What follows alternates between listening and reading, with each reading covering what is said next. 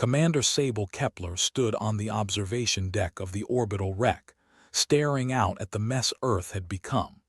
The fractured orbital ring wasn't exactly the Ritz, but it had a view that'd make even the most cynical bastard shed a tear, though that might just be the radiation leakage from the busted hull. "Well, this is a right shit show," she muttered, sipping on a cup of something that was technically coffee if you defined coffee as brown and hot. Beside her, First Officer Rook Graves snorted. "You always know how to look on the bright side, Commander. And by bright side, I mean the flaming wreckage of human civilization." He scratched at his stubble, which was now a permanent feature given the lack of working razors in the ring. "You think the aliens will at least send us a postcard before they blow us to bits?" "Nah," Sable replied with a shrug. "They're not big on correspondence, Rook. Their love letters are more of the pew-pew variety, if you catch my drift." The rest of her ragtag crew was spread across the broken-down station, clinging to whatever semblance of duty they could muster. Deck Chief Sparks was down in engineering, swearing at some uncooperative machinery. She had a way with words that could make a space pirate blush. "Sparks," Sable's voice crackled over the comms. "What's the status down there?" "Oh, you know," Sparks replied. "Just trying to convince this piece of junk not to explode in our faces. It's like trying to teach a cat to fetch, hopeless and a little bit insane." "Can I get that on a t-shirt?" Sable chuckled darkly. "Only if you want to match my 'I survived the end of humanity and all I got was this lousy orbital station' shirt," Sparks shot back. The orbital ring was humanity's last bastion, a place where the survivors of Earth's latest apocalypse huddled together like cockroaches scurrying from the light. It was a marvel of human engineering, if your definition of marvel included barely functioning systems, and a tendency to fall apart at the worst possible moment. "You know," Sable mused, turning back to the window, "there was a time when I thought space would be full of opportunity. Turns out it's just full of things trying to kill us." Rook nodded sagely. "Yeah, and here I was thinking my degree in interstellar relations would get me somewhere other than dead." "Look at it this way," Sable said. "At least your student loans got vaporized with the rest of the planet." From down the corridor, a clanging sound echoed ominously. Captain Sable Kepler, who had long since adopted the philosophy of expecting the worst and being pleasantly surprised when she was only a little bit right, eyed the sound with suspicion. "What now?" she groaned, marching off in the direction of the noise. "If that's another hull breach, I'm going to personally kick this station into the sun." Rook followed because where else was he going to go? The bathroom was 3 decks down and smelled like something had died in there. Probably had. They found the source of the clanging in the form of Beans, the station's resident techie, who had managed to get himself wedged into a maintenance hatch. He was known as Beans either because of his fondness for the legume or because he was full of hot air. It was debated. "Need a hand, Beans?" Sable asked, looking down at the young man with a mix of pity and amusement. No, I've got this," Beans replied, though his voice indicated otherwise. "Just trying to fix the air recycler. It's making that noise again, you know, the one that sounds like a cat being strangled." "I thought that was just you," Rook said, earning a laugh from Sable. Beans wriggled a bit more before finally extracting himself from the hatch with a triumphant grin. "See, easy peasy. If by easy you mean potentially lethal, then sure," Sable replied, clapping him on the shoulder. "Let's hope you fixed it, or we'll be sucking vacuum sooner rather than later." "Commander," Sparks' voice crackled over the intercom again, a note of urgency cutting through her usual sardonic tone. "We've got something incoming, and I don't think it's the pizza delivery." "Well, shit," Sable muttered, her humor vanishing like air from a breached hull.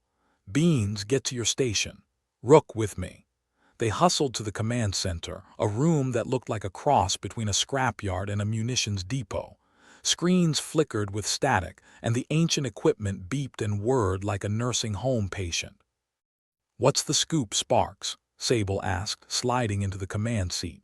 "Aliens, Commander," Sparks replied, her voice tinged with resignation. "Looks like they're coming in hot.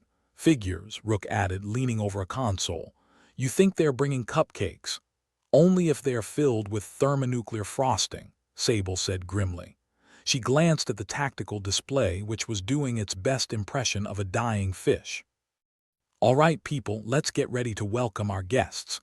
The crew moved with a practiced urgency, hitting buttons and flipping switches that probably should have been replaced decades ago. The orbital ring shuddered, as if groaning in protest at having to do anything more strenuous than exist. All systems are go, Sparks reported, though her tone suggested that go was a relative term. Weapons online shields. Well, let's just say they're there in spirit. I love it when a plan comes together, Rook quipped, earning him a glare from Sable. The approaching alien force appeared on the screen, a menacing fleet of sleek vessels that made the orbital ring look like a rusted tin can. Sable could almost hear the ominous music playing, like something out of an old Earth movie. All right, let's see if we can at least dent their paint job, Sable said, her voice steady despite the chaos around her. Rook, you take the weapons. Sparks, keep us from falling apart in beans. Just try not to break anything else. Aye, Commander, the three replied in unison, their voices tinged with a mix of fear and determination. As the first shots were fired, the orbital ring shook with the impact, lights flickering ominously. Well, that's promising, Sable remarked dryly, gripping her console as if it would somehow make a difference. You ever think about what you'd do if you weren't stuck in this death trap? Rook asked, aiming one of the few functional cannons at the enemy. Every damn day, Sable said, opening fire. But then I remember, space is vast and empty, and so is my wallet. The alien ships responded in kind, unleashing a volley of energy blasts that made the orbital ring shimmer like a discount fireworks display. Sable winced as one shot hit close, feeling the vibration in her bones. Sparks status report, she barked, already knowing the answer was likely to be not good. We're holding, but barely, Sparks replied, her voice strained. If they keep this up, we'll be cosmic dust in no time. Great, Rook said, gritting his teeth. I always wanted to be a shooting star. Just keep firing, Rook, Sable ordered, watching as the alien ships maneuvered with unsettling grace. We've got to buy time for the rest of the fleet to get into position. You know, I heard aliens have a thing for human sarcasm, Rook said, a slight grin tugging at his lips. Think we can talk them to death? Worth a shot, Sable replied, smirking despite the circumstances. All right, let's see if we can give them a proper human welcome. As the battle raged on, Sable couldn't help but think about how absurd it all was. Here they were, humanity's last hope, sitting in a floating pile of metal scraps, trying to fend off an alien siege with nothing but grit and a hell of a lot of sarcasm. Well, if we're going out, Sable said, raising her voice over the din of battle, let's at least make it memorable. You got it, Commander, Rook replied, his hands flying over the controls as he unleashed another volley. Let's show these bastards what humans are made of. Mostly stubbornness and bad decisions, Beans chimed in, his tone light even as the situation darkened. Ain't that the truth? Sparks agreed, her hands steady on the controls despite the chaos. As the alien ships closed in, a sense of calm washed over Sable. This was it, the moment they either held the line or became nothing more than a footnote in the annals of history. She took a deep breath and gave the only order that made sense. Let's make them work for it, she said, her voice carrying the weight of a commander who knew the odds but refused to back down. And with that, the orbital ring and its ragtag crew braced for the fight of their lives, the cold, harsh reality of space, their only ally in a universe hell-bent on wiping them out. The orbital ring hung in space like a discarded necklace, each segment a tarnished jewel, slightly cracked, forever spinning in the void. Commander Sable Kepler stood at the helm of this fragile remnant of humanity, staring down the barrel of an alien fleet that made a mockery of their defenses. She wondered if today was the day she'd make her last cynical remark. Dravkash, Sable murmured, the name dripping with enough menace to turn Milk Scior. The alien leader's signature ship was the one dripping with ominous red lights, circling the ring like a predator toying with its prey. "Do you think they have cable?" Rook Graves, her first officer, asked, his fingers dancing across his console. "Or do they just sit around, watching us like some interstellar reality TV? Watch how the last humans screw up this week, probably betting on how long it takes before we implode," Sable replied, a sardonic edge to her voice. "I'd put 20 creds on next Tuesday." Spark's voice cut through the comms, riddled with static and stress. "Commander, unless you want this station to become the universe's largest confetti popper, we need to divert power from non-essential systems." "Define non-essential," Rook interjected, his tone as dry as Sable's humor. "Because I'm pretty sure life support is still considered a top priority." Sparks let out a short bark of laughter. "Depends on how much you enjoy breathing," she said. "I'm thinking more along the lines of, say, our arcade room." "Damn," Sable said, snapping her fingers theatrically. "There goes my high score." Her gaze flicked to the tactical display, which tried valiantly to provide useful information through a haze of static and flickering error messages.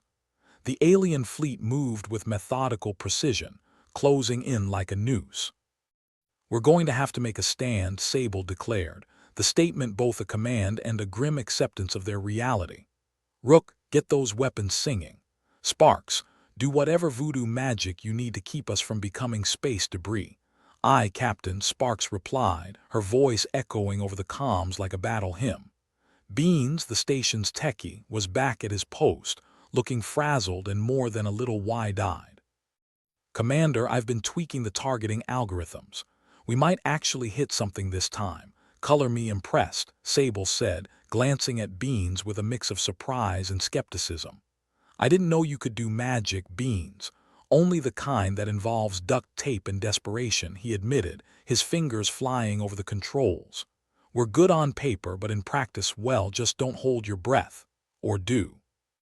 "Depends on if you want to die hopeful or oxygen-deprived." "Positive thinking, Beans," Rook said, smirking. "You'll make an optimist out of us yet."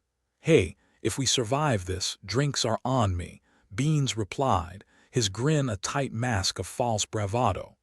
The display flickered as the alien fleet opened fire, bolts of energy streaking towards the orbital ring like angry hornets. The station shuddered, lights dimming momentarily before returning to their previous sickly glow. "Shields are holding sort of," Sparks reported. "More like a suggestion than a barrier." "Good enough for me," Sable said, gripping the armrests of her chair. "Let's see if we can't give Dravcash a run for their money." The alien ships danced around them, their sleek designs a stark contrast to the battered hulk of the orbital ring. Sable wondered if they were making bets on which human would snap first. "Rook, target their lead ship," Sable ordered, her voice carrying the weight of someone who knew the stakes were higher than they'd ever been. "Roger that," Rook replied, his focus narrowing to the task at hand. "Let's see if we can't piss them off by dinging their paint job." As the station's weaponry fired, the alien ship deftly avoided the blasts, as if dancing through the chaos with mocking ease. The station's retaliation looked more like desperate flailing than calculated attack. "Well, that went well," Rook drawled, leaning back slightly as the station rocked from another hit. "Got any more brilliant ideas, Commander?" "Just one," Sable said, a smile playing at the corners of her mouth. "We call their bluff." The room went silent for a moment as the crew processed the idea. "You want us to, what? Pretend we're not about to die horribly?" Rook asked, eyebrows raised. "Something like that," Sable replied. "Let's give them a taste of human stubbornness." "Sparks, how are we on power reserves?" Sable asked, acknowledging that the station's energy was less a pool and more a puddle at this point. "Running on fumes, but we've got one last trick. I can reroute everything to a focused burst." "Might just give them a surprise," Sparks said, a glint of mischief in her eye. "Perfect." "Beans, get ready to hit that button when I say," Sable instructed, shifting in her seat. "This ring might be held together by spit and a prayer, but damned if we're going down without a hell of a fight." Beans nodded, his hands hovering over the controls, ready for the signal. "Got it, Commander." "Let's show them what desperation looks like." "On my mark," Sable said, her eyes locked on the alien fleet, each passing second stretching into an eternity. 3, 2, 1 now. The orbital ring surged with power, the sudden release lighting up space like a miniature supernova. The consoles flared with light, the force of the discharge pushing back the alien ships, causing their formation to ripple in surprise. "Direct hit," Rook exclaimed, his voice tinged with disbelief and exhilaration. "Don't stop now," Sable urged, the adrenaline coursing through her veins. "Keep the pressure on them." The station's weaponry fired again, this time finding its mark with a precision that belied its cobbled-together nature. Sparks flew and consoles groaned, but the momentary chaos gave the crew a glimmer of hope. "Commander, they are regrouping," Sparks warned, her fingers dancing over the controls to balance the frantically fluctuating power levels.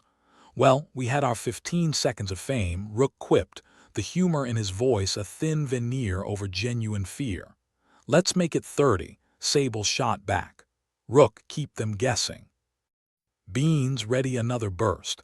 As the alien ships closed in once more, their sleek forms slicing through space like knives, Sable felt a strange calm settle over her. This was it, her crew's last stand, and they were determined to make it count. "Everyone knows what they're doing?" Sable asked, receiving a chorus of affirmative replies. "Good. Let's show them why humans are a force to be reckoned with." The battle raged on, the orbital ring a flurry of movement and energy amidst the vast emptiness of space. Despite the odds stacked against them, Sable and her crew fought with a determination born of desperation and sheer stubbornness.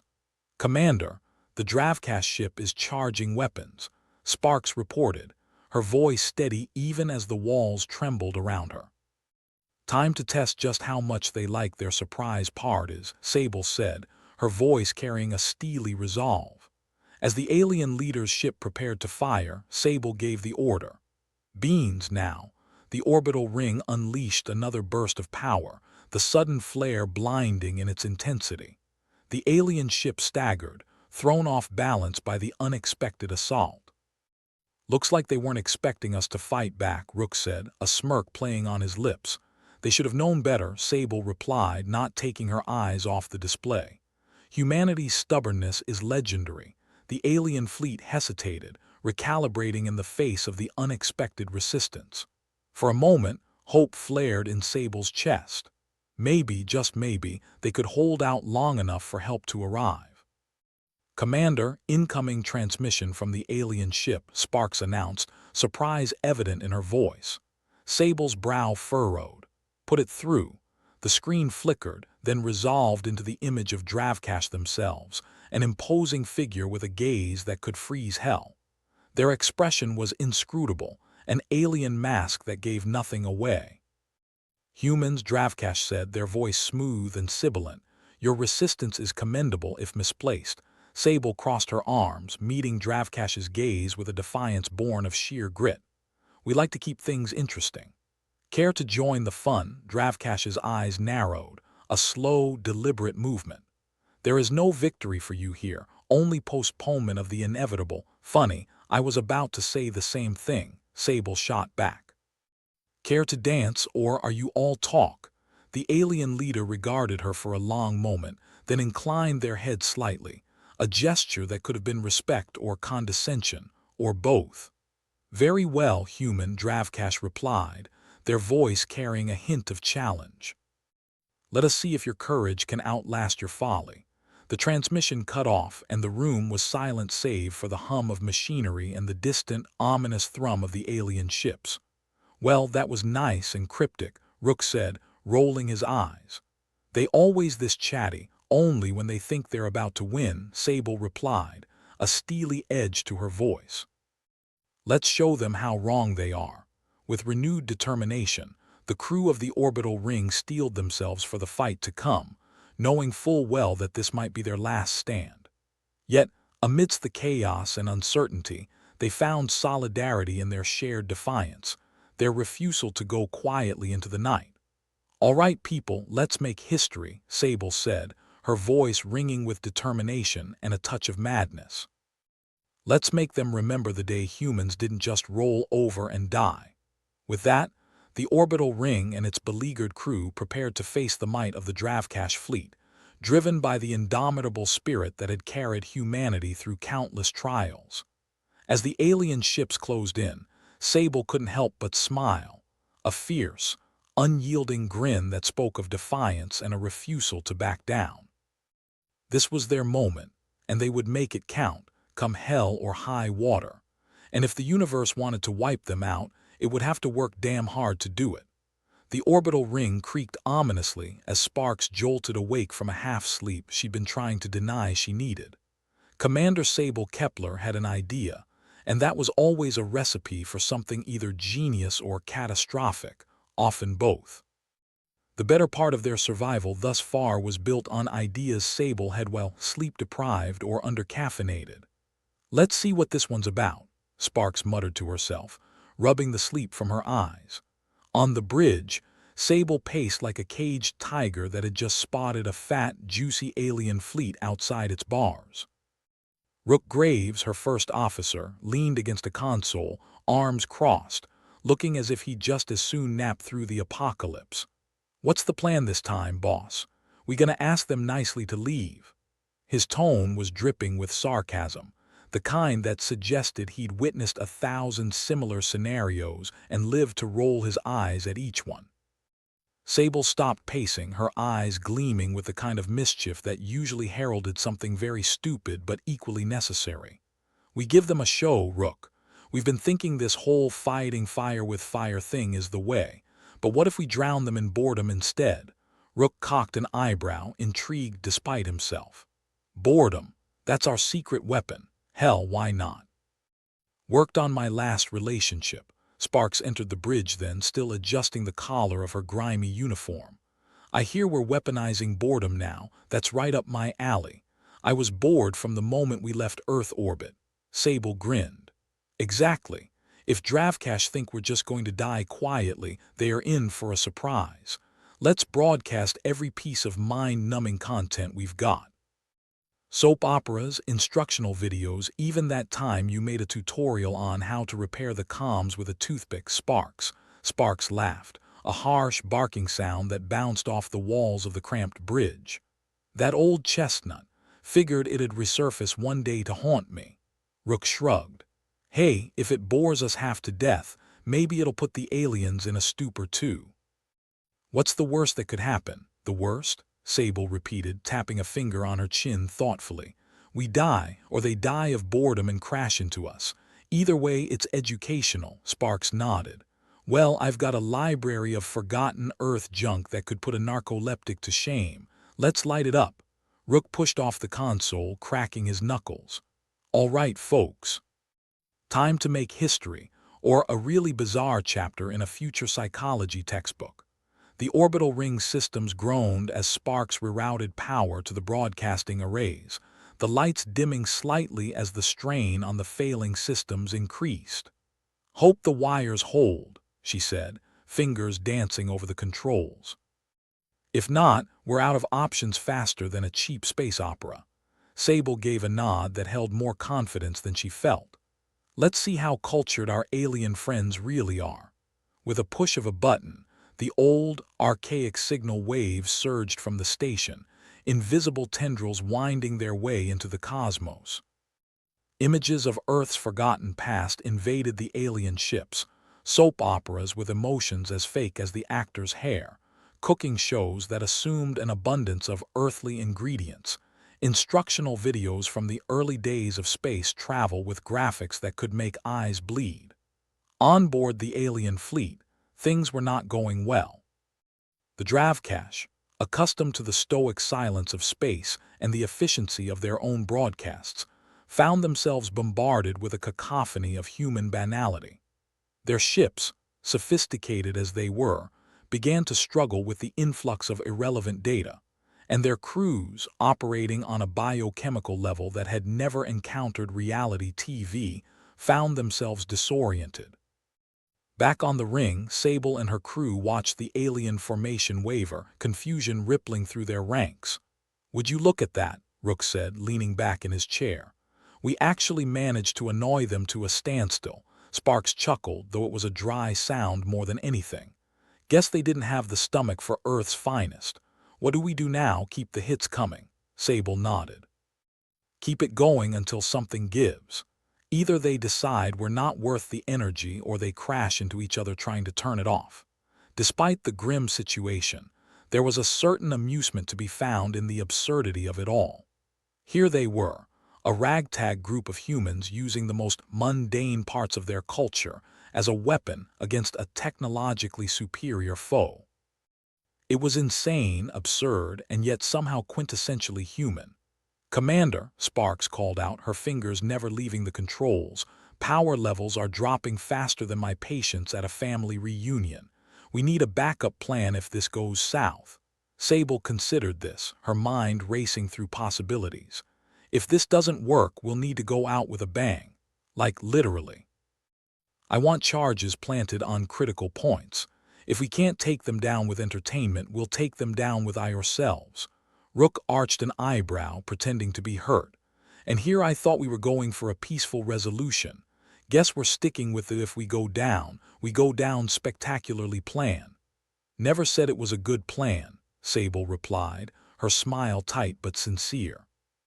The minutes ticked by, each one feeling like an eternity. The crew watched intently as the alien ships continued to hesitate, their formation erratic under the assault of Earth's cultural barrage.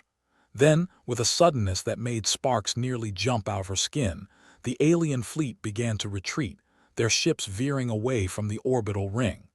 They're leaving," Sparks said, disbelief coloring her words. "I can't believe it. They actually decided it wasn't worth it." Sable let out a breath she hadn't realized she was holding. "Maybe they decided that dealing with us wasn't worth the trouble, or maybe they just couldn't handle another minute of our glorious history." Rook shook his head, visibly amused. "Guess even aliens have a breaking point, huh? Who knew the key to defeating an advanced species was reruns and bad acting?" Sable watched the alien ships disappear into the void, a strange sense of victory settling over her. It wasn't the kind of triumphant win she might have imagined, but it was a win nonetheless. And in the end, isn't that what really mattered? "All right, crew," she said, turning to face her team. "Let's get this place patched up before they change their minds. Sparks, see what you can do about the power. Rook, make sure we've got eyes on the perimeter. And for the love of all that's holy, someone get me a strong cup of coffee." As the crew set about their tasks, the tension that had held them in its grip slowly began to unwind. There was still much to do and no guarantee that their victory would last, but for now they had managed to hold their own against the odds. And maybe, just maybe, that was enough. "Next time," Rook said, settling into his station with a weary grin, "let's try something less stressful, like diplomacy." "Where's the fun in that?" Sable replied, her tone teasing even as she started to ponder their next move. The orbital ring continued its slow, steady orbit, a fragile bastion of humanity in the endless expanse of space. For all its faults, it was home, and for today, at least, it had stood its ground. The orbital ring groaned and shuddered like an old man getting out of a chair after a lifetime of backbreaking labor. Sparks was back in the guts of the station, one hand clutching an oversized wrench like it was a lifeline, the other fiddling with controls that looked like they'd been designed by a sadist with a grudge against logic. "Commander," she muttered into her comm, adjusting one of the stubborn levers with a well-placed kick, "you sure this plan of yours won't end with us as a footnote in alien history called the idiots who tried too hard?" Sable's voice crackled through, all confidence and caffeine-driven bravado. "Got a better idea? If so, share it. Otherwise, let's keep making extraterrestrial history. They won't forget us, even if they want to." "Fine, fine," Sparks conceded, rolling her eyes hard enough to strain something. "Let's just hope these ancient circuits hold, else we're gonna make the history books as a flash in the pan. Up on the bridge, Sable was orchestrating the chaos with her usual flair for the dramatic. "All right, let's see how much more drivel we can shove down their throats. Time to escalate." She gestured like a maestro, conducting a symphony of absurdity. Rook looked up from his console, squinting at the readouts like they personally offended him. "We got enough crap in the archives to put any self-respecting civilization into a coma. Hell, we might even start a new trend." Imagine that, humans, the galaxy's premier purveyors of mind-numbing rubbish. "Now that's a legacy," Sable agreed, her brows lifting in mock sincerity. "But don't get too comfortable. This is just Phase 1. Sparks' voice cut across the bridge like a knife, her tone as dry as the Sahara. "Phase 1, huh? What's Phase 2? Inviting them over for tea and awkward small talk." Sable chuckled, a low, dangerous sound. "If they survive Phase 1, maybe. But right now, it's all about keeping them off balance. Remember, confusion's our ally." Rook snorted. "Confusion's our only ally, judging by this plan." In the belly of the ship, Sparks flicked a switch and watched as the power levels dropped even further. "Hope they're getting a real education in Earth's cultural wonders. Because if not, we're toast." The alien fleet, meanwhile, was having its own little meltdown. The Dravcash, creatures who had never before seen the likes of a cat video or a slapstick comedy, were now bombarded with images that defied their understanding of sentience. Their ships, impressive feats of engineering, had never been designed for this kind of assault. The data streams clogged their systems like fast food in a teenager's arteries. One Dravcash officer, with eyes wide and mandibles clicking in distress, turned to his superior. "Commander, we are receiving data packets labeled cats in hats. I do not understand. Are these creatures a form of weaponry?" Their commander, equally baffled, could only stare at the screens. "It must be psychological warfare. No race would willingly subject themselves to such torture otherwise."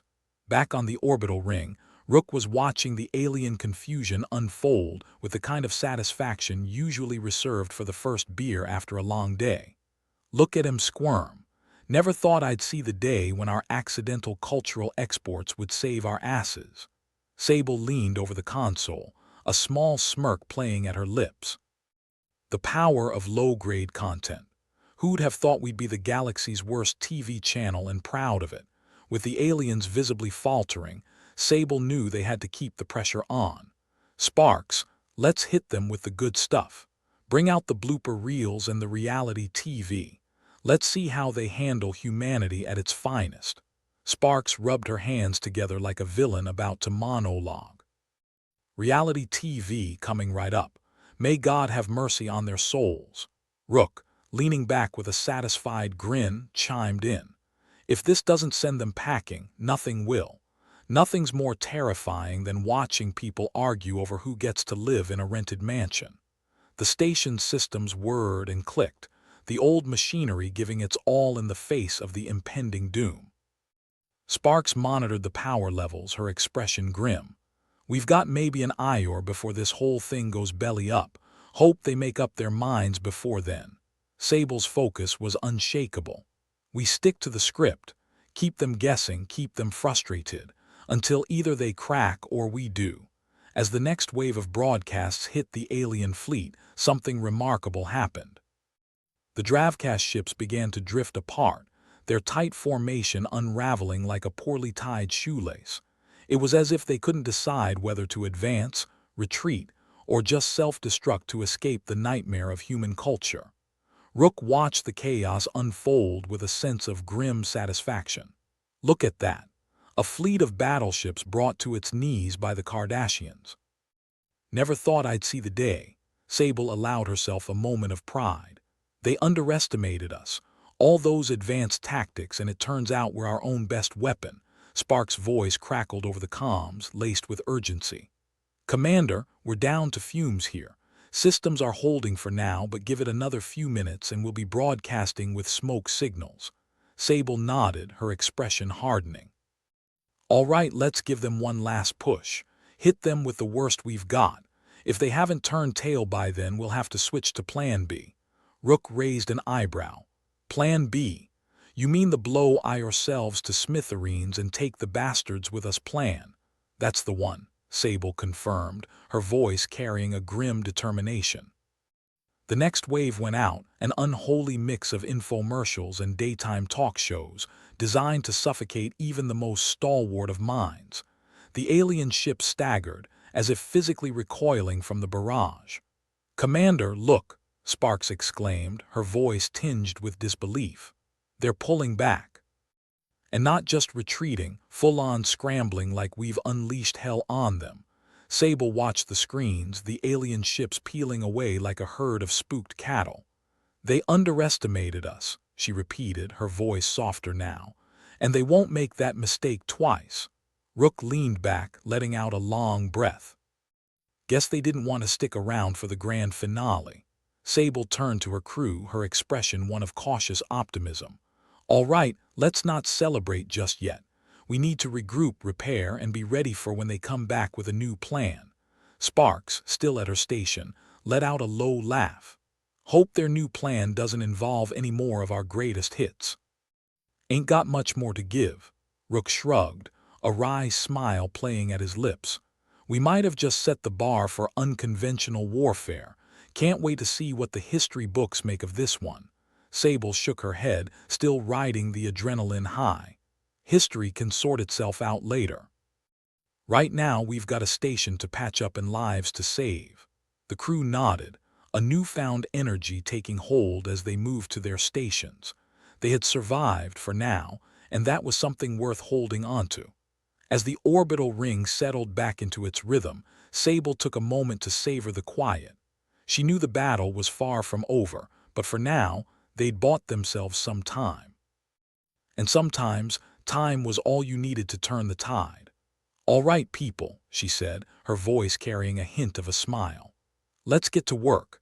We might have just proven we're the most annoying species in the galaxy, but damned if we're not proud of it." With that, the crew of the orbital ring set about repairing what they could, the space around them clear for the first time in too long. And in the vastness of the cosmos, the humans stood resilient, defiant, and, perhaps most importantly, equipped with a unique brand of insanity that no alien fleet could have predicted. For now, at least, that was enough. The orbital ring creaked ominously, making sounds like a mother-in-law's sofa on pizza night. Sparks was elbow-deep in circuitry that looked like it had been designed during a fever dream. She wiped a streak of grease across her brow, looking more like a warrior than an engineer, and muttered to herself as the klaxons blared. "Commander," Sparks grunted into her comm, the background noise a symphony of malfunction. "This place is held together by hope and spit. I hope your grand plan involves some duct tape." Sable's voice came through, crisp and unflappable like she was back on Earth, sipping overpriced coffee. "I hear you, Sparks. If I had a better plan, trust me, I'd be all over it. But our options are thinner than Rook's hairline." Rook, standing a few feet away on the bridge, looked up from his station with a smirk. "Hey, I might be balding, but at least I'm not the one whose plans are unraveling faster than a cheap sweater." "Touché," Sable replied, checking her console. The alien fleet was regrouping, a dark swarm on the screens. "Looks like they're coming back for an encore. Let's hope they enjoyed the last show." Sparks snorted, adjusting a particularly stubborn panel. "If they didn't, there's not much else on the menu. We've got power for maybe one more round of chaos. After that, it's lights out." As the alien ships edged closer, an uneasy tension settled over the crew. It was like waiting for a dentist's drill. Everyone knew what was coming, and nobody was looking forward to it. Sable glanced around the bridge, her crew bustling like bees in a hive that someone had just kicked over. "All right, people, we need to keep it together. We've faced worse odds." "Name one time," Rook quipped, not looking up as he rerouted power from auxiliary systems. Sable hesitated for a moment before she could muster a suitable retort.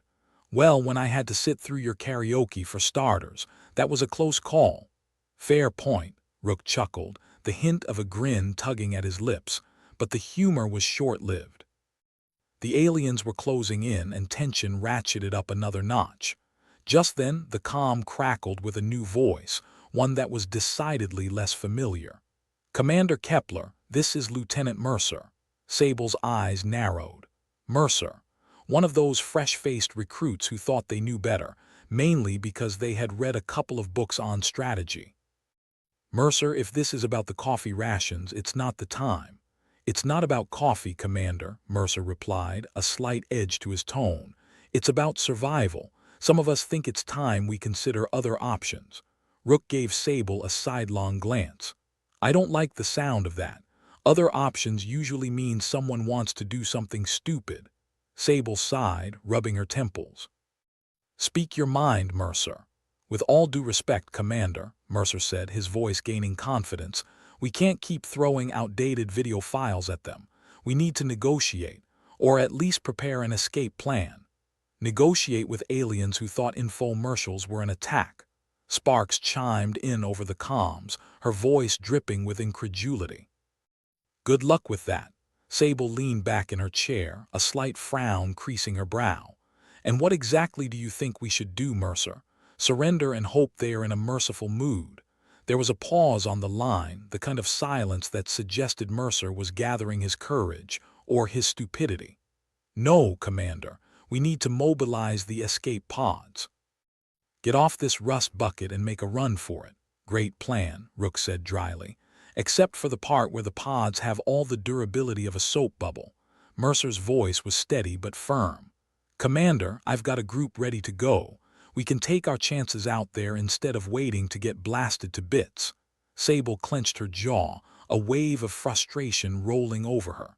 "You know what happens if you bail. This whole station goes to hell. We're the only thing keeping these aliens distracted. Better to be alive and running than dead and noble," Mercer shot back. Rook leaned in closer to Sable, whispering, "What do you think? Send him packing or reel him back?" Sable considered her options.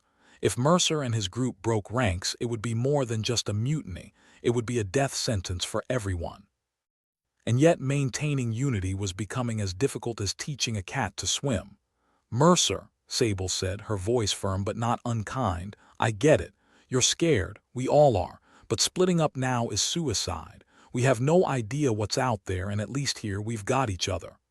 "I don't know, Commander," Mercer said, hesitation creeping into his voice. "I just think. You think you're making the smart choice, but you're not," Sable interrupted, her tone softening. "Look, I need every single person here. If we stick together, we might just get through this." The calm line was silent for a moment, the tension thick enough to cut with a butter knife. Then Mercer's voice came back, grudging but resigned. "All right, Commander, we're with you. For now." "Good," Sable said, relief flooding through her. "Keep your people ready. We might need everyone for what's coming." With the immediate threat of mutiny quashed, Sable turned her focus back to the situation at hand. The alien fleet was approaching, their intentions as clear as mud. But she was determined to keep her crew together, even if it meant dragging them kicking and screaming into the fight. "Rook, what's our status?" she asked, turning her attention to the screens. "We're holding," Rook replied, his gaze fixed on the alien formation. "Barely. But if Sparks can keep the power flowing, we might have a chance." Sable smiled, a hint of steel in her eyes. "Then let's make sure she does. Sparks, how's it looking down there?" Sparks, always the pragmatic realist, sighed heavily. "If I can keep this tin can from falling apart, it'll be a miracle. But I'll do my part if you do yours." "Deal," Sable replied, her voice a mix of determination and camaraderie. "Let's show them what we're made of." As the alien ships drew closer, the crew of the orbital ring braced themselves for the next round. There was no running, no hiding. Only the resolve to fight with whatever means they had, no matter how unorthodox.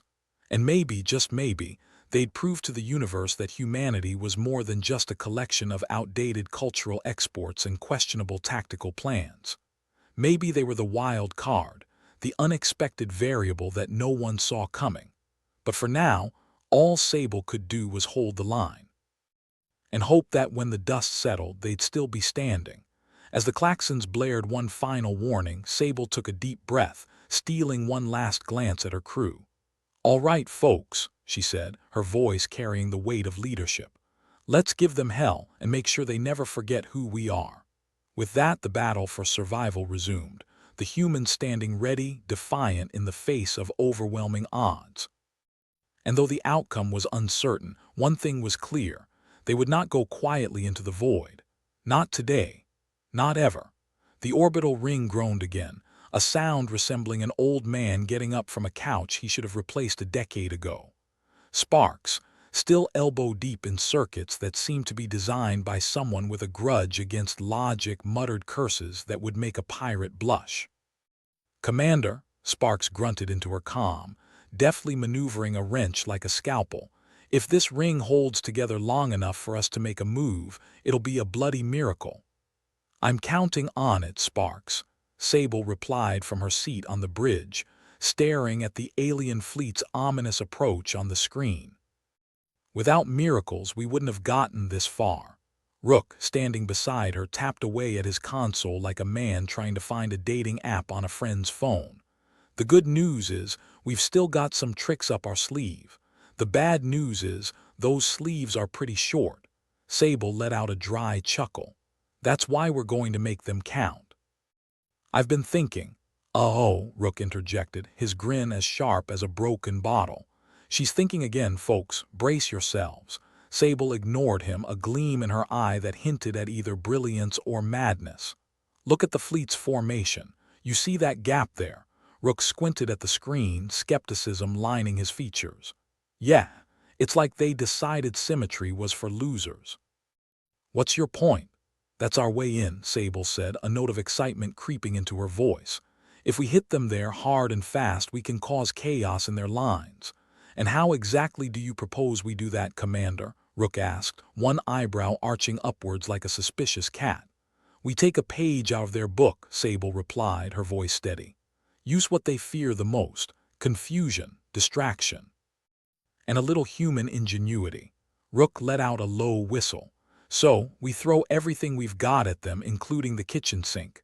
"Not quite," Sable said, a sly smile playing on her lips. "We use the boredom tactics we've been refining, flood their sensors with a barrage of signals, overload their systems. While they're busy scratching their heads, we launch an offensive." Sparks's voice crackled over the comms, dripping with skepticism.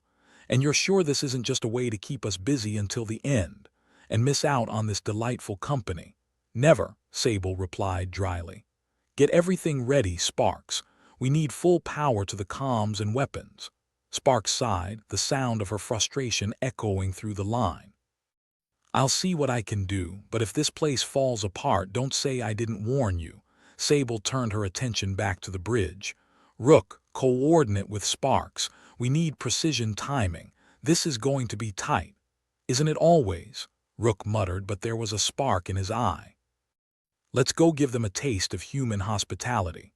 As the crew sprang into action, Sable felt a flicker of hope, small and fragile, like a candle in a hurricane, but there nonetheless. They'd been in tight spots before, but there was something about this moment, this plan, that felt right. Rook turned back to his console, working the controls like a maestro conducting a symphony of chaos. "You sure about this, Sable?" "Not in the slightest," Sable admitted, a wry smile tugging at her lips.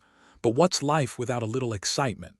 "Sane," Rook offered, but his tone was more amused than critical. "I'll get things ready. Let's make some noise."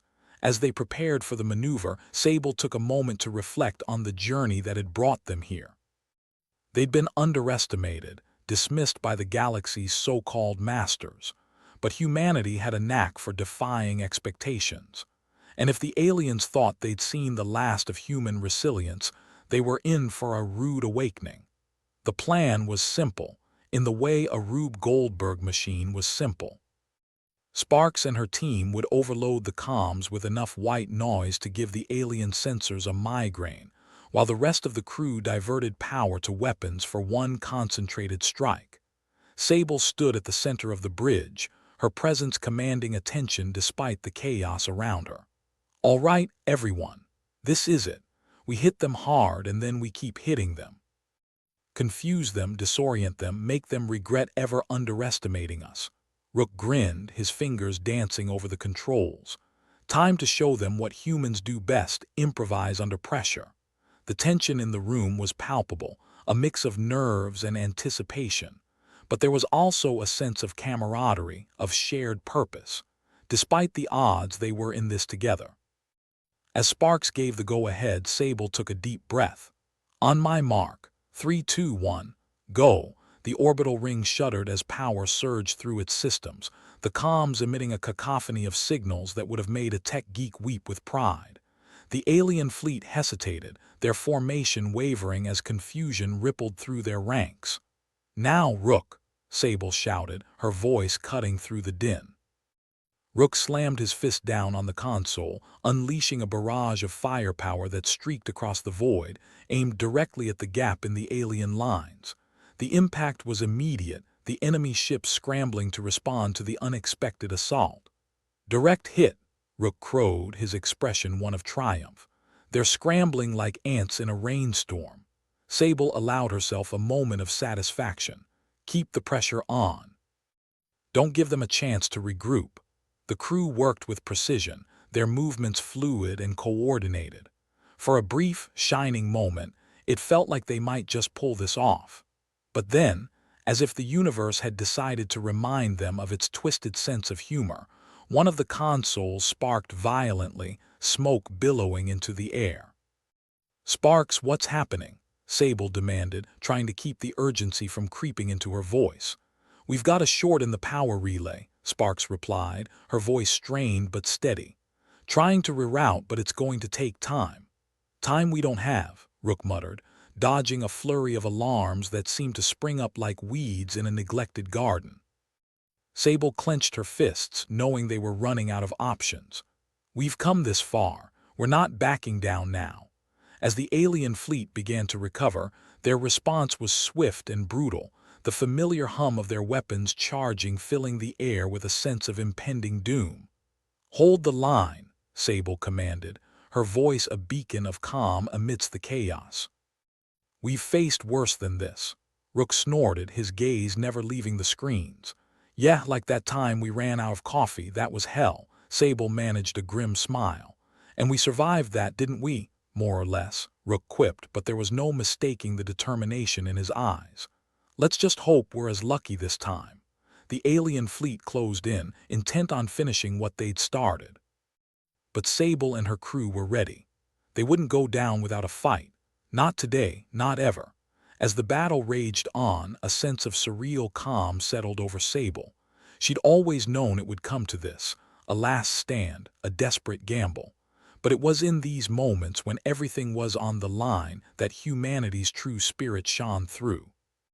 And as the orbital ring shook under the strain, as alarms blared and systems faltered, Sable knew one thing for certain: they'd given it their all.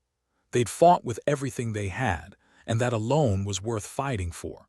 With one final surge of energy, the orbital ring unleashed its last volley, the weapons blazing with one final act of defiance. The alien fleet staggered, their formation breaking apart in disarray. The crew cheered, a ragged chorus of triumph echoing through the bridge. They'd done it. They'd bought themselves more time, more hope.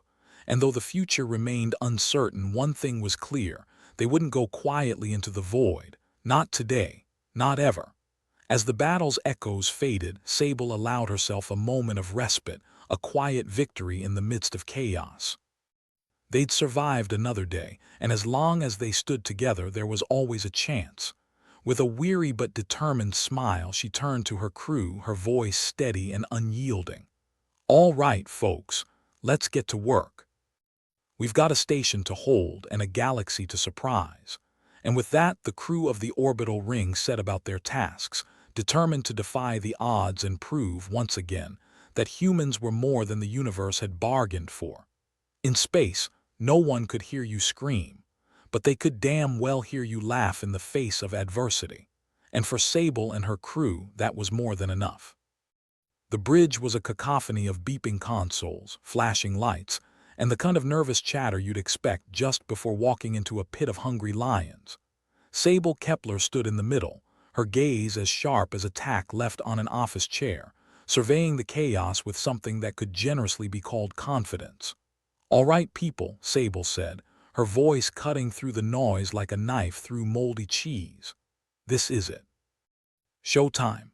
Let's remind them why humans should come with a warning label." Rook Graves, her first officer, was hunched over his console like it owed him money. "You know, if this plan of yours works, I might just start believing in miracles. Or at least in your ability to pull them out of your—" "Rook, if you finish that sentence, you'll be on mop duty for a week," Sable interrupted, a smirk playing on her lips. "Now focus on making sure those signals are as confusing as a politician's apology." Down in the bowels of the orbital ring, Sparks was busy doing what she did best, swearing at technology. "Who the hell designed this wiring? A drunk spaghetti chef," she muttered, wrenching a particularly stubborn panel open. "Sable, you're lucky I'm a miracle worker, because this piece of junk is one spark away from becoming space debris. Just keep it together for a little longer, Sparks," Sable replied over the comms, her voice crackling with authority and static. "We need every ounce of power you can squeeze out of that hunk of metal," Sparks grunted in response, her hands moving faster than a cat at a laser pointer convention. Yeah, I'll keep this bucket afloat. But if it falls apart, you owe me a drink, or several." Back on the bridge, Rook was coordinating the tactical barrage. "Come on, let's flood their systems. Make them think they are hearing their mom screaming at them to clean their room." Sable nodded, her eyes glued to the screen displaying the alien fleet. Dravkash, the alien commander, had positioned his ships with all the grace and precision of a drunken ballet dancer, which was their one saving grace. If they could exploit that gap, they might just have a chance. "Hit them with everything," Sable ordered, her voice unwavering. "And maybe throw in some bad elevator music while you're at it. Confuse the hell out of them." Rook chuckled, fingers flying across the console. "I knew you had a sadistic streak, Commander. All right, let's hit him where it hurts." As the orbital ring unleashed its assault, a barrage of signals more incoherent than a late-night infomercial, the alien fleet began to falter. Their tight formation wavered, ships drifting like wayward ducks in a bathtub. "Look at them scatter," Rook laughed, his satisfaction as palpable as the smell of burnt toast. "It's like they forgot why they showed up in the first place." Sable watched as confusion rippled through the alien ranks. Dravkash's fleet was a mess, ships colliding with each other in a beautiful display of chaos. "Now's our chance. Focus fire on that gap." Rook acknowledged the command with a nod, directing the orbital ring's remaining weaponry in a coordinated strike. The impact was immediate and spectacular, as enemy ships erupted in a fireworks display of failure. Sparks's voice crackled through the comms, a mix of relief and exhaustion. "We did it. I can't believe we actually did it. Remind me to never doubt you again, Sable." "Doubt away, Sparks. Keeps me on my toes," Sable replied, allowing herself a moment of triumph. Dravkash, on the other hand, was less than pleased. The alien commander's plans were unraveling faster than a cheap sweater, and he knew when he was beat. With a guttural snarl that translated to something between "retreat and my career is over," he began pulling his fleet back. "They're retreating," Rook announced, his voice carrying a mix of disbelief and smug satisfaction. "Looks like we gave them a lesson in human resilience." Sable nodded, her gaze unflinching. "We might be outgunned, but we've got something they'll never understand: stubbornness." Lots and lots of stubbornness. The crew cheered, a raucous celebration that echoed through the bridge. They'd done it. Against all odds, they'd managed to turn the tide, at least for now. But Sable knew better than to rest on her laurels. The fight wasn't over, not by a long shot. "All right, folks," she called out, raising her voice above the din. "Let's not get too comfortable. We've bought ourselves some time, but it's not over until we're clear of this mess." Rook leaned back in his chair, a weary grin plastered across his face. "So, what's the plan now, Commander? We can't exactly coast on fumes forever." Sable considered their options, her mind racing faster than a starship with a fire in its engines. "We regroup, assess the damage, and prepare for the next move. Dravkash might be licking his wounds, but he'll be back. And when he is, we'll be ready." Sparks's voice came through again, this time tinged with a hint of mischief. And maybe, just maybe, we can rub it in their faces a little. I can rig the comms to broadcast our victory so loud, even their great-grandmothers will hear it. Sable chuckled, the sound coming out more tired than she'd intended. As much as I'd love to gloat, let's save the bravado for when we're not held together by duct tape and dreams. Fair enough, Sparks conceded, her tone light. But if we ever get out of this, drinks are on you, Sable. Rook piped up, unable to resist one last jab. Just make sure it's not the cheap stuff. We've earned at least a middle-shelf celebration. As the crew set to work, repairing, recharging, and readying themselves for whatever came next, Sable allowed herself a moment to think. Humanity had always been underestimated, written off as scrappy upstarts without a hope in the galaxy. But in their darkest hour, they'd shown what they were made of: grit, determination, and a refusal to go quietly. And as long as they held onto that, they'd keep fighting. For themselves, for their home, and for the sheer bloody-mindedness that defined their species. Rook glanced over at Sable, his expression softer than usual. Think we'll make it out of this one, boss? Sable shrugged, her smile weary but genuine. Hell if I know, but we'll give it everything we've got. And if that's not enough, well, at least we'll go down swinging, or cursing, Rook added, a grin tugging at his lips. Honestly, I'm not sure which I'd prefer. Sable turned to face her crew, a mix of exhausted faces and determined spirits. They were battered, bruised, and running on fumes, but they were still standing. And in the grand scheme of things, that counted for a hell of a lot. Let's get to it, folks, she said, her voice carrying a renewed strength. We've got a galaxy to annoy and some aliens to disappoint. And if anyone can do it, it's this crew. The hum of activity resumed, a symphony of repairs and preparations that seemed both chaotic and purposeful. Despite the odds, despite the challenges, they were united in their mission. In space, no one might hear you scream, but Sable figured there was something poetic about laughing in the face of it all. And as long as they had that, they'd continue to defy expectations. Sable, Rook, Sparks, and the rest of the crew busied themselves with the myriad of tasks that kept the orbital ring functioning, just barely.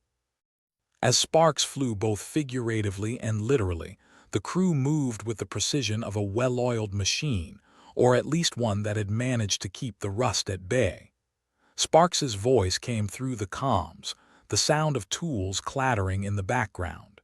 Hey, Sable, once we're clear of this mess, think we can get some proper maintenance done. I mean, I'm all for improvisation, but I'd like to not worry about explosive decompression every time I blink. Sable laughed, the sound more genuine than it had been in a while. I'll see what I can do, Sparks. Maybe even get you those new parts you've been asking for since. When was it? The Stone Age, Sparks chuckled, her voice a warm comfort amidst the chaos. I'd say more like the Bronze Age, but I appreciate the sentiment. Rook glanced over, an eyebrow raised. You realize that if you keep promising things like that, you might actually have to deliver someday. Sable grinned, a twinkle in her eye. Well, let's just make sure we have a someday to worry about. As the crew continued their work, the reality of their situation slowly began to settle in.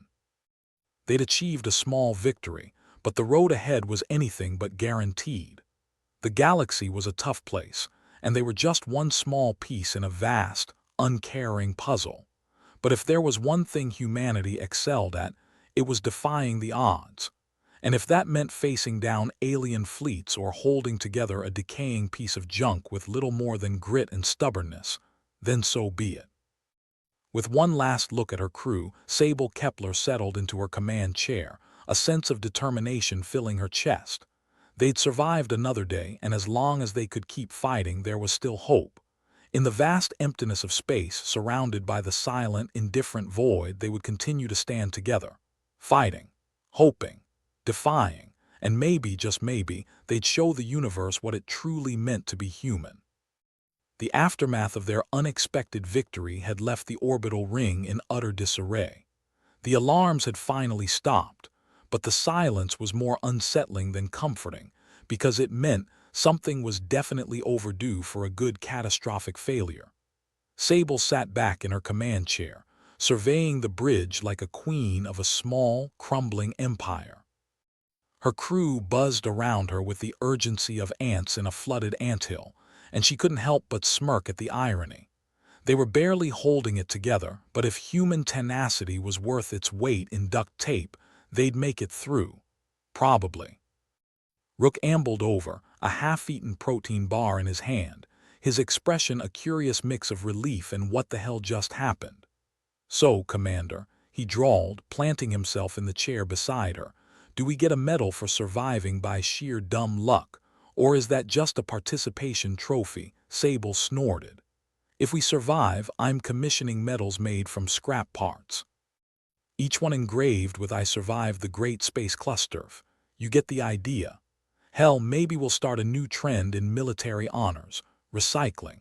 "Very eco-friendly," Rook said, taking a bite of his bar. "Of course, they'll probably disintegrate in a strong breeze. Much like our current situation," Sable replied, casting a knowing glance over the flickering consoles that surrounded them. "But hey, at least we're still breathing. For now." Sparks's voice came crackling over the comms from somewhere deep within the bowels of the station, probably shoulder-deep in the kind of grime that'd make stronger men weep. "Hey, Command, just a heads up.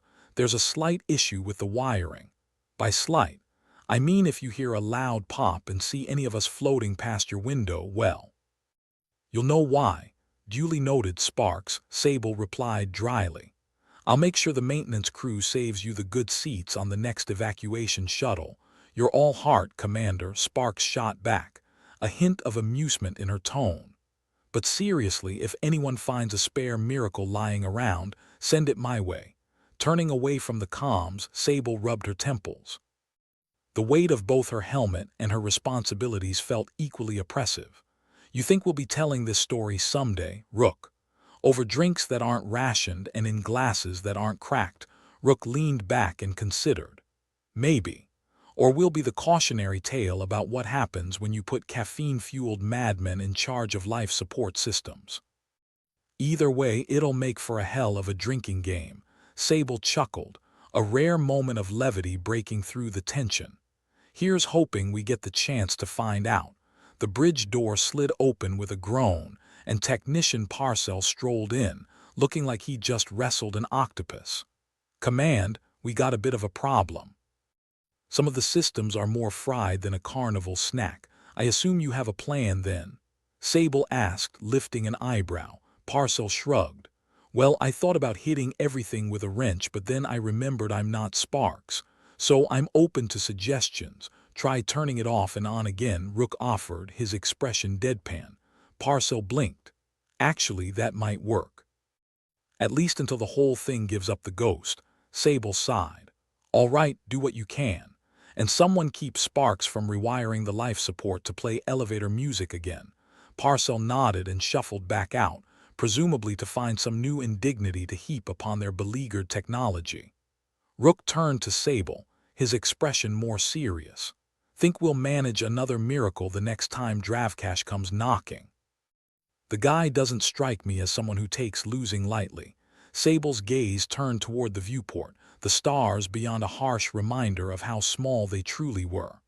"Honestly, Rook, I'd bet against us. But that's what makes us so damn irritating to people like Dravcash. We don't know when to quit, that, and we've got a mean right hook," Rook added with a smirk. "Plus our winning personalities," Sable said, smiling despite herself.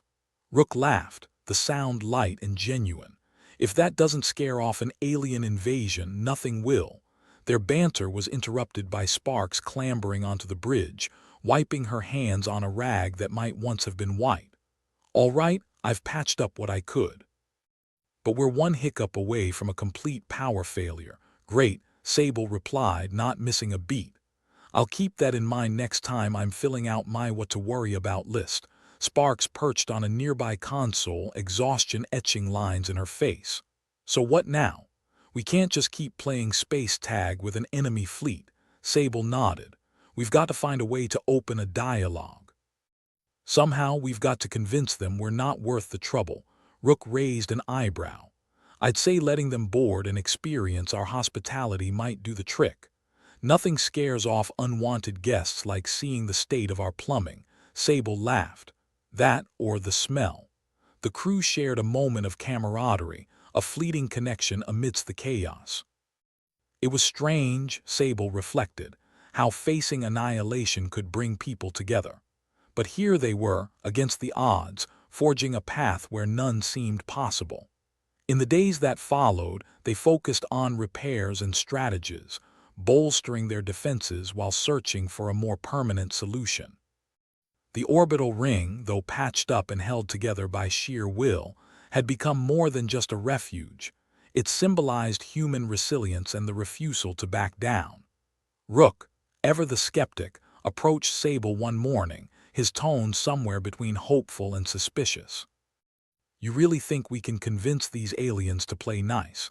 Not unless they've suddenly developed a love for burnt toast and existential dread," Sable replied, eyes scanning the latest reports. "But hell, if they can't understand our words, maybe they'll understand our stubbornness." Sparks chimed in, her voice carrying over the hum of equipment. "If they don't, I'll just keep blasting them with our greatest hits playlist. One way or another, they'll be begging for peace, or mercy," Sable added. As they continued forging ahead, they realized their true strength lay not just in technology or firepower, but in their ability to adapt and persevere. It was a lesson hard won, but one they'd carry with them, no matter where the stars took them next. The orbital ring, battered and bruised yet still standing, became a monument to their struggle, a testament to their refusal to be silenced. In the cold expanse of space, they'd found not just survival but a sense of purpose. Rook and Sable stood together, looking out at the heavens, the vast unknown that lay before them. "Think we'll make it to see a real victory?" Rook asked, his voice uncharacteristically soft. Sable considered the question carefully, the weight of command settling comfortably on her shoulders. "I don't know, Rook. The universe isn't exactly a fan of happy endings, but we'll keep fighting. For every one of us stubborn enough to dream." Rook nodded, his lips curling into a small smile. "And if they don't like it, they can shove it." "Exactly," Sable agreed, a fierce determination in her eyes. "We'll keep pushing forward, no matter what." As the crew continued their work, driven by a shared conviction and an unyielding spirit, they knew one thing for sure. They were more than just survivors. They were human. And that in itself was a force to be reckoned with. It wouldn't be easy, and the path ahead was fraught with danger. But as long as they held onto their hope and their humor, they'd keep defying the odds, one irreverent step at a time. And maybe, just maybe, they'd find a little peace among the stars.